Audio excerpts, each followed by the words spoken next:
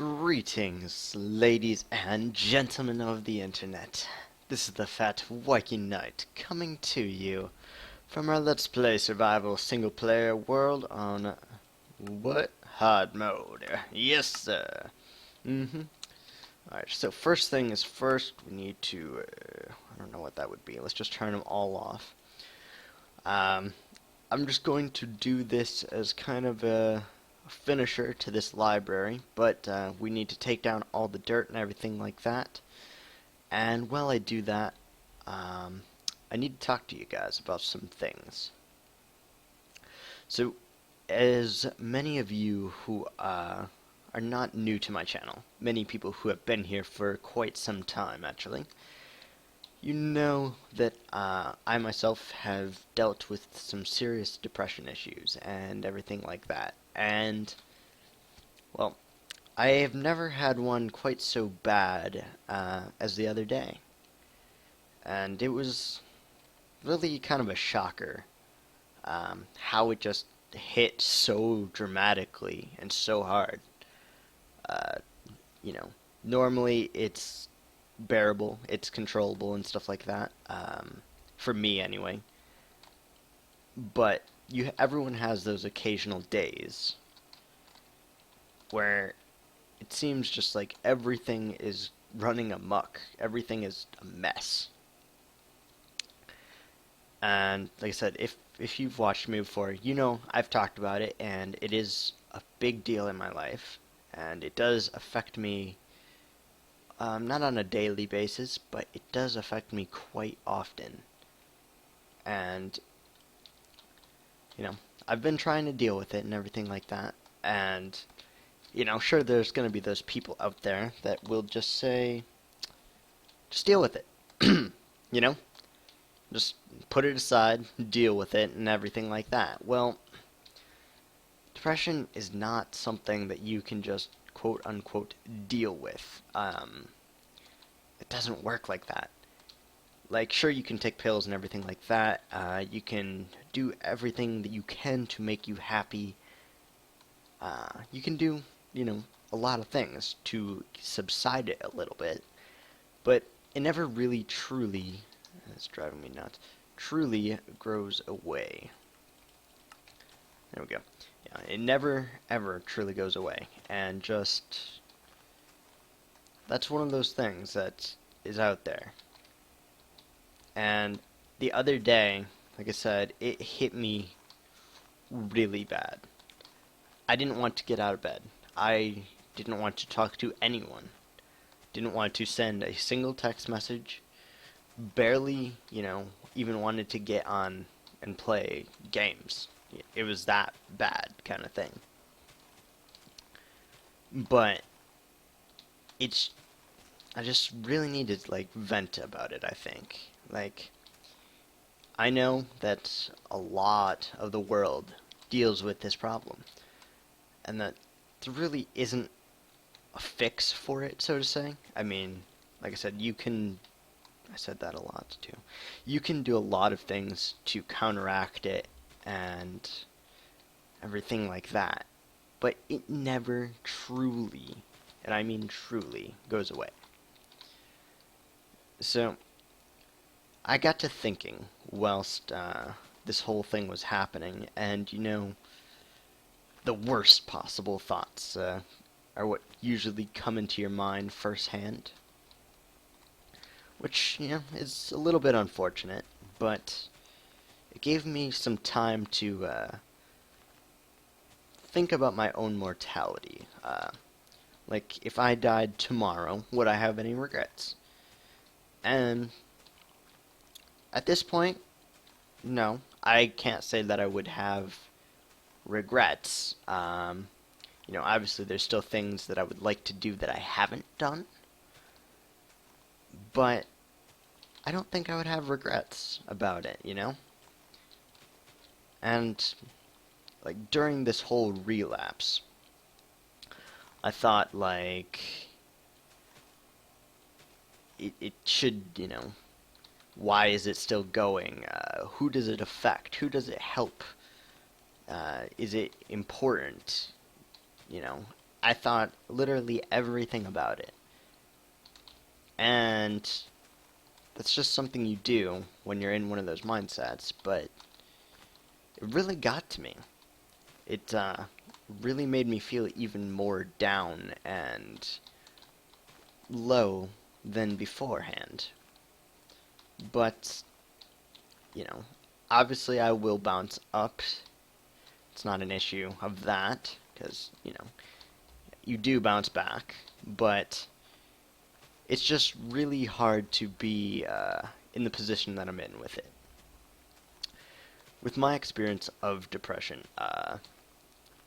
when I most need someone, that's the time they're not there. That seems to be, very common. Uh, like, usually because I get depressed at night and everyone is asleep kind of thing. But it seems to be like an issue. And I'm not really entirely sure how to solve it, how to counteract it, or anything like that. I just know that it does affect me almost every day. And it doesn't help that it's raining a lot in Florida, that the sky is dark, gloomy, and gray. And it's really hard when you're trying to be like, okay, I'm possibly alone here. Even though there are people to help and everything like that, for that moment when it occurred and everything like that, that's what it was. I pretty much was completely alone at that moment in time, which that's really when it's the scariest thing that can happen. Because even though they say they will always be there and everything like that, they're not. And I'm not sure if I'm the only one that's, dealt with it like this, but I started writing, and, the more I wrote, the more I thought, kind of thing. And I thought and did this for a very long time. And, going back and looking at it, the things that I created, the poems, the short stories, and everything like that, pretty twisted, pretty dark, I have to say. And it's just really... it's something that's always been kind of hard to talk about for me, because I've always been one of those people who don't really want the help, and I feel like I really should, ask for it, because maybe, I don't even know if they know I'm in pain, kind of thing. It's gotten to that point.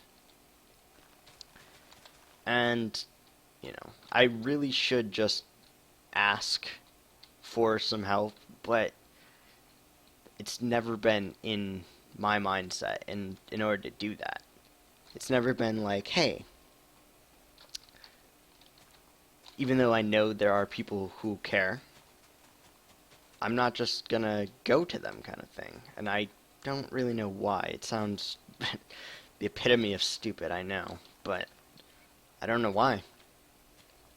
And whenever I try to tell someone like that, it really reacts like they don't really understand, the situation that I am in personally. Like, they look at their own uh, mechanisms that they've set up, and they look at everything in terms of that. But they can't really ever connect with, single people, because you're not in their mind. You don't know what they've been through. You don't know what they like. You don't know, anything like that. And even though you try to tell them, it's not just that simple, right? You can't just be like, this is exactly how I feel. Because oftentimes it's very hard to describe what you're feeling in that depression and in that dark moment of solace. And trying to get someone to understand, like, firsthand what you're going through is nearly nearly impossible. Like, there's everyone's gonna say, "Oh, I know what you mean. I feel you. I'm here for you," kind of thing. But again, they don't know. And just me expressing it through words is never really enough, so to say, uh, to vocalize it to people and to tell people this is really happening. Like I could use some help. I could use some assistance. Just I don't know. Doesn't work like that. Not for me anyway. And so anyway, back to where what I was going with this, but it really got me thinking about my own life. What I've done thus far, uh, and all the things I still want to do. Like, for instance, I want to go to Australia. It's a little thing, but I would really like to go there. And, like, the more I thought about it, it was like, okay, you want to do all these things. All these things cost a lot of money. What is your plan for getting these? And, well, I realized rather quickly, I don't have a plan. I'm just going on, wings of blindness, I guess. I have no idea what I want to do, how I'm going to accomplish it, or anything like that. And that's a really scary feeling. I don't want to end up in a situation where I'm all alone. Obviously, I don't want to end up in a situation where I'm trapped in a dead-end job that I will hate for the rest of my life. And it's so hard to distinguish, like, is this something I want to do? Is this going to progress me further? What is my plan? How am I going to reach this goal? Now, a lot of people do have a plan, or a basis, an outline, guidelines, anything like that. And, you know, I envy those people. I really do. Because it makes it a lot easier when you have a plan set forward. You know exactly what you're super passionate about. And you know what you want to do. And then you know, okay, I need to take steps to obtain this goal. And these are the steps I'm going to take. I I really envy those people because that is not something easy to come by. It really is just it's hard. Like, what if you go into a job and you don't know if you're gonna like it, and they're giving you just enough money to keep you there, but not enough money to feel like you are worth something to them, you know? And that's basically what every company does. They give you that mindset and everything like that, and then it's like, okay, I have car payment, I have to pay insurance, I have to pay car insurance, I have to pay for the phone, whatever. There's so many things, and it's just they trap you basically. Like once you get a career or a job, I'm not gonna call it a career because career would imply it's something that you like, right? So we're not gonna call it a career. But how would you get out? How would you go about getting out of this job that you're trapped in? Like you feel like you are worth so much more. You feel like you should be making more, or your time is better used somewhere else, but you can't get out. I am so terrified that that's something that's going to happen. Like, I'm going to settle into a job, and then very quickly after I get into it, I won't be able to leave because it's going to be all about money. It's going to be all about, can you sustain yourself? Can you sustain your family? Do you have enough money to live on? And you can't just up and leave. It's not like, it's not easy nowadays. And with online applications, they basically take out the human factor of it all. They basically say, okay, you need to have this, this, this, this, and this, and if you don't have these things, we're not even going to look at you. And it makes you feel so worthless, just while looking for the job in the first place. And I just personally, like, it's really hard to acquaint with. Because, like, I have no idea what I want to do. I have no idea how I'm going to get wherever it is I want to go. And I have no idea what's going to be there once I finally get there. And that is a really scary feeling. Having absolutely zero idea, zero clues, at 20 years old. That's, assuming I live to be 100, that's a fifth of my life. A fifth. And in a fifth of that time, I've accomplished nothing that I would consider an accomplishment kind of thing. And it's just really hard, especially when, every life kicks you in the face, basically. You're trying to remain positive to the best of your ability. You are desperately trying to grab onto anything that you can. Give me one sec.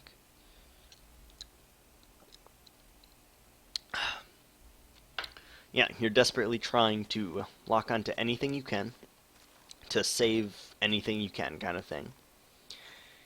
And I personally know people who they hate their job, but they can't leave because they're trying to support a family, because they're trying to support their wife, trying to support themselves, and they have no options of leaving. And that's really terrifying when you think about it, oh my god, what if I end up like that? What if I go into my job every day and I hate it? What if I don't want to do that for the rest of my life? How can I change it? And it's really scary knowing that, well, if that were to happen, there's minimal you can do. Very, very minimal.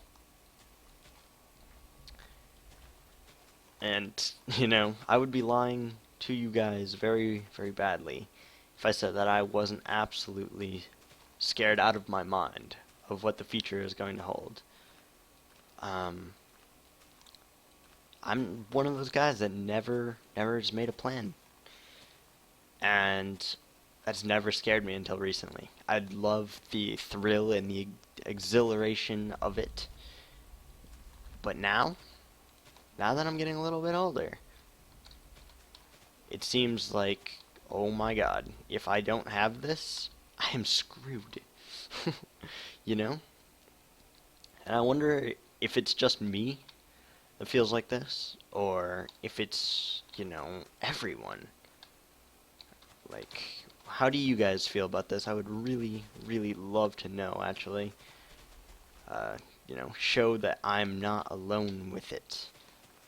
That it's not just up to me, that there are people gonna help, everything like that, and, I would love to just say, it's a storybook,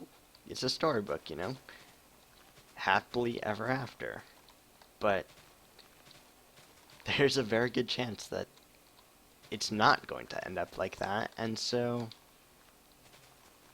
what do you do? Where do you go? How do you fix it? And even at times, who are you?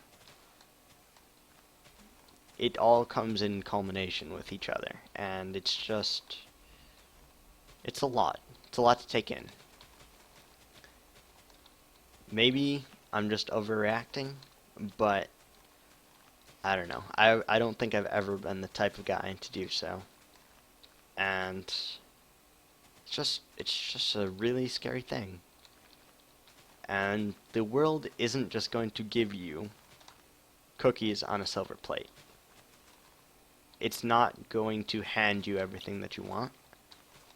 And it most certainly is not going to help you uh, in any way, shape, or form. That's not life's job. It really is not. And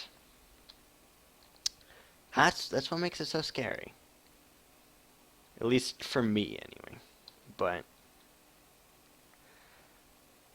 I'm just really, really thinking about it. And as I said, I think quite often when it comes to things like this. And so it really is just becoming more and more of like a conundrum. Do I go for the deadbeat job that I know I could get easily, but would be miserable doing it? That's, way less than my own self-worth, or what do I do? But in the end, I realized it's really all about getting your foot in the door. Most people never start or stay where they have started, and they can progress through a lot of hard work and everything like that. So I know it's been a little talky kind of thing, but I just wanted to really get that off my chest, share it with you guys, and get some opinions, of what you guys may or may not think about it. And now I want to show you the roof. Let's slowly do it. Oh my god. It's very chaotic, but I love it. I don't know, I love it. So we got like the diamond shapes, the corner triangles and everything like that. These are same shape as these, this and this, this and this. These are all the same, okay? And then the middle is different from everything else with an outline around it. So I think it fits this room very well. We might still add like a giant chandelier right here, here, and here. I don't know. Not entirely sure if I want to or not. But this room, it's coming along. The ceiling is now done. We need to do this half over here in terms of like bushes, benches, and everything like that. We need to finish it. Do a bunch of custom trees. Do the same thing over here. Get all the bookshelves for this one, that one, and that one. And finally, do this little portrait right here. And then the very last thing, we'll be converting that entire fountain into gold. And we're going to make sure there's not a single torch in this building. Maybe those, but there will be no torches like this on the walkway. None. Not when I'm done with it. And I'm going to make it totally mob-proof, totally spawn-proof. And I think very soon, if not today or tomorrow, I'm going to do a stream where I will dig out the underbelly of that, and we can start on our mob farm for this. So we can make sure that absolutely zero mobs can spawn in here. That is the goal, and that's what I'm going with. So, as I said, leave comments telling me, how you feel about the topic that I covered today, how your own personal prerogatives are, as well as if you're too scared or afraid to leave it in the comments, send me a private message. I will look at it, I will chat with you and everything like that. So, as always guys, thank you for listening, getting things off my chest. And I will see you guys in the next episode, which will be a much more uplifting episode, trust me. So, again, thanks for watching. Love you guys. And I'll see you next time. Bye.